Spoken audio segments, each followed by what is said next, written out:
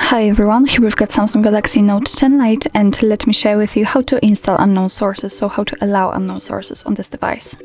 So first of all, we have to enter the settings, and now let's scroll down to the biometrics and security. Let's tap on it.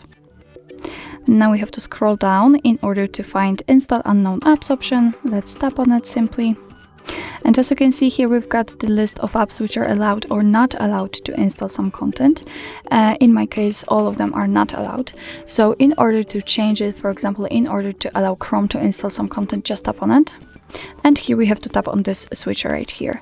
And as you can see right now, it is active, but be aware that you're doing it on your own responsibility, because the third-party apps usually are not verified by the developer. What's more, here you've got the info that installing apps from this source may put your phone and data at risk. So as I said, you're doing it on your own responsibility. And after getting back to the list, you can see that from now on the Chrome is allowed to install some content.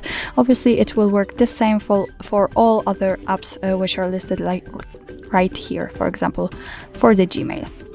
So obviously you can turn off those permissions. Just tap on it. Let me tap on Chrome and tap on this switcher again. And as you can see, it is inactive, and after getting back, it is notified that from now on the Chrome is not allowed to install anything. So actually that's all. This is how to allow unknown sources in your Samsung Galaxy Note 10 Lite. Thank you so much for watching. I hope that this video was helpful, and if it was, please hit the subscribe button and leave the thumbs up.